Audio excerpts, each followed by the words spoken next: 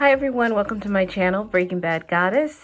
I just wanted to get on real quick because I did promise a video on how I combined a few of my locks. I actually combined a little bit more since I posted my last video, so I have even less than 70 locks at this point. But I did want to get on real quick to show you how I did it. And in fact, I have some locks right here that I'm going to combine, that I've rubber band together. So I'm just going to, well, first, you know what I'm going to do, make my life a lot easier and just pull up some of these locks and put them to the side, away, so they don't interfere with what I have to do.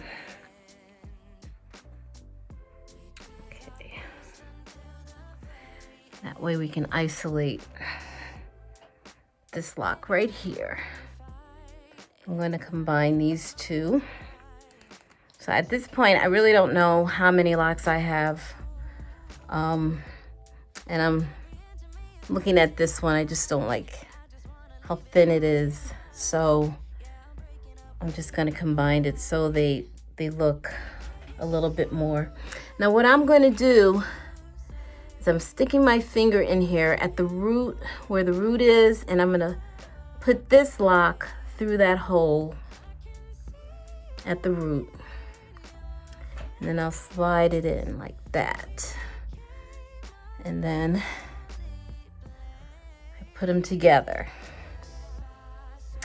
Now what I have is a 5mm crochet needle. I got this on Amazon, and I'll post the link for this. It comes in a set of 3. This one has 1 prong.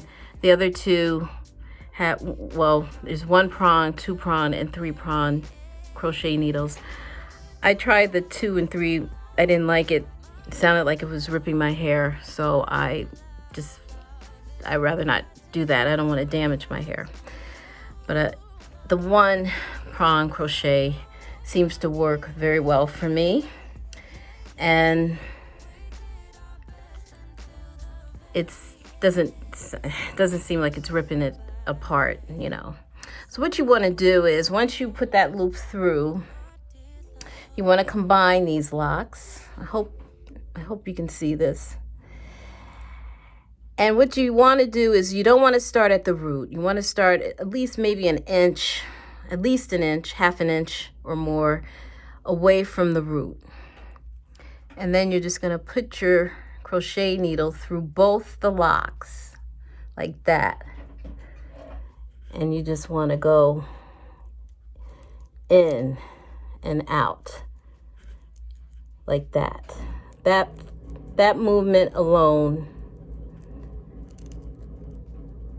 forms the cohesion for the locks to go through. Let me try that again so you guys can see. This is kind of challenging, but I want you to get a good look. You put it through like that and go back and forth like that. I go rather slow because I really don't want to damage my locks. See that movement? Notice I'm not going all the way out, kind of staying towards the middle of both of the locks.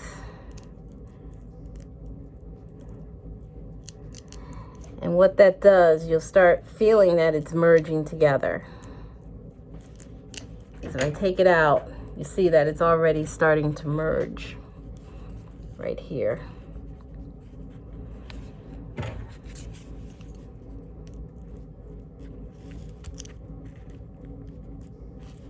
Hope you can see that.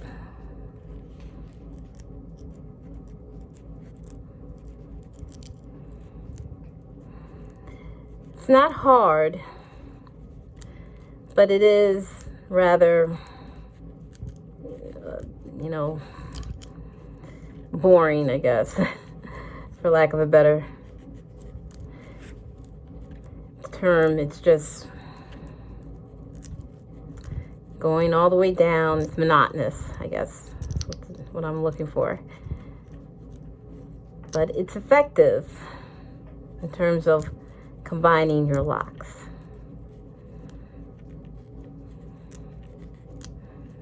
And you just work your way down until you get towards the end here.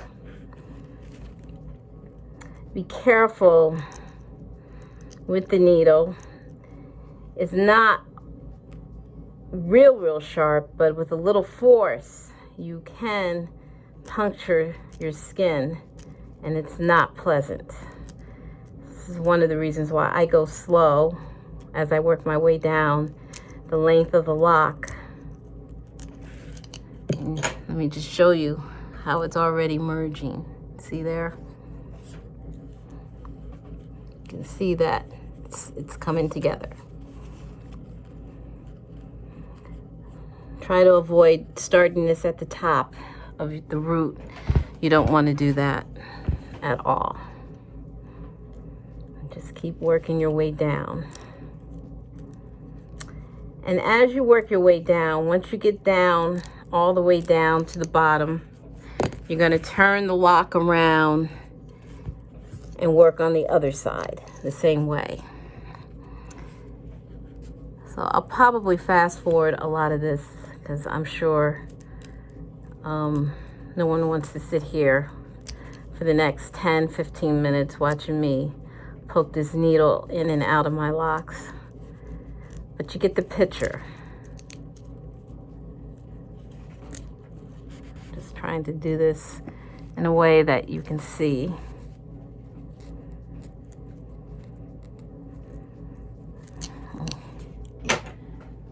I'll come back when I work my way down. So far I got quite a bit down the length of my lock, and you can see how it's merging. You can almost see the seam here, but we're going to remedy that a bit towards, the end of the video. But yes, this is where I'm at right now, and I just continue to go in and out. I hope you can see this because it's kind of hard to show it and be effective at it, but you just basically going in like that, in that motion. See that? So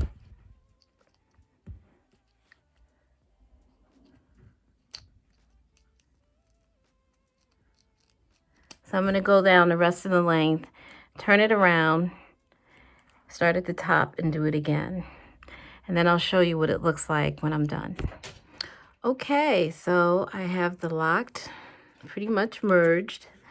I probably should have told you in the beginning that you want to take a brush and brush the locks before you begin the crocheting. That way it creates enough frizz, because it's the frizz that helps merge the locks together as you're doing that in and out motion when you're going in like that.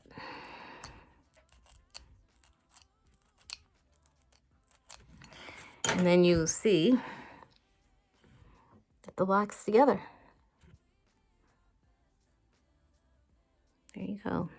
Now it's a little flat looking, and you can still see a little bit of the seam going in. So what I do throughout the week is I take some water. I use the rose water and glycerin that I have here from Heritage. And I just go down the length of the lock. It's best to do this on... What I was going to say is that it's best to do this actually on immature locks more than it is to do on locks that are mature.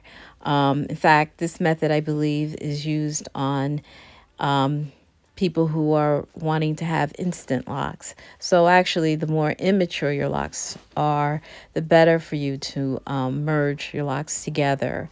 It's actually much harder after your locks are mature. I try to round it out a bit so it's more of a cylinder shape than as opposed to a flat lock. And just do that. And then it helps. There you go. See that?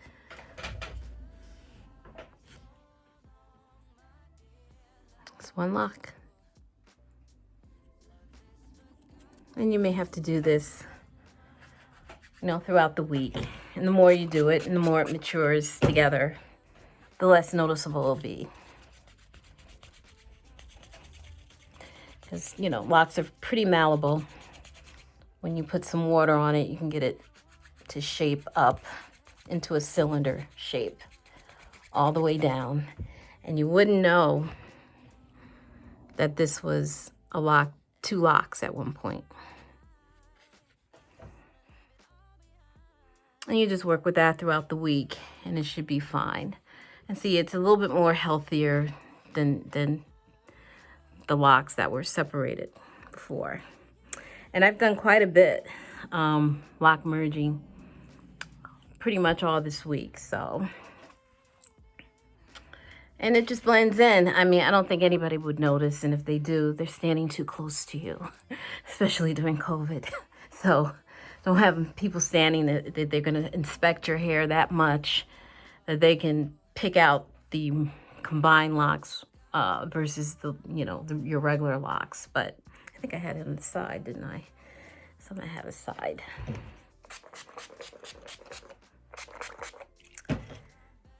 There. And that's really it.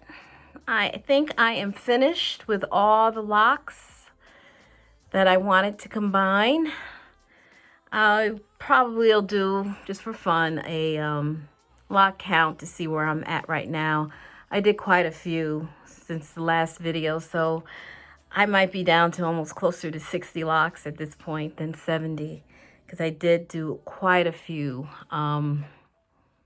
merging of locks, because some of them were just really thinning out, and although they weren't in jeopardy of being you know, they weren't in jeopardy of breaking off, but I just kind of want to, you know, be proactive about it and not wait until they break off before I do anything. You know, I'd rather remedy the situation ahead of time than wait until they start breaking because they're so thin or fragile. So these are how my locks are doing now. I had done a braid out earlier and it just kind of like went, you know, so, but that's okay. It still gave me a bit of volume to my hair and fullness that I like. So I'm good with it. You know, I don't typically do a lot of styles often in my hair. I'm kind of boring with my hair, but you know, I really am more concerned about the health of my hair as opposed to styling it and having fancy styles.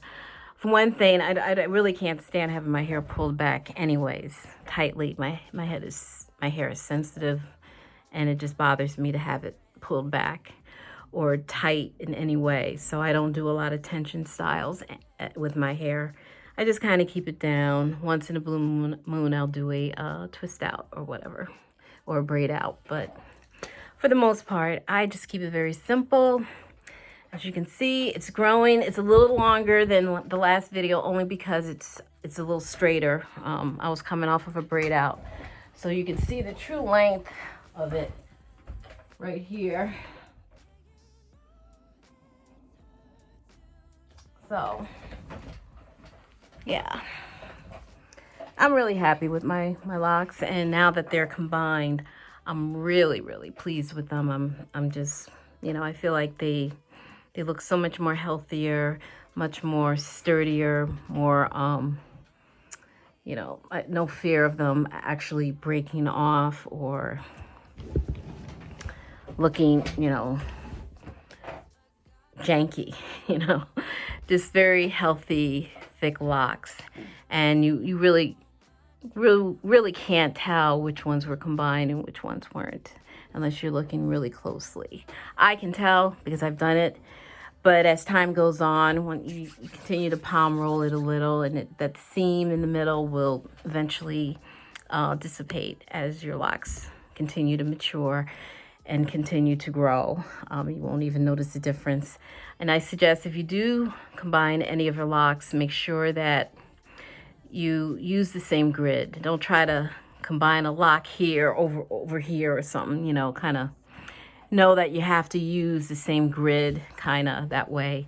As they grow longer, there's no pulling, and it won't hurt your head and the root of your hair. So that's it. That's how I did it.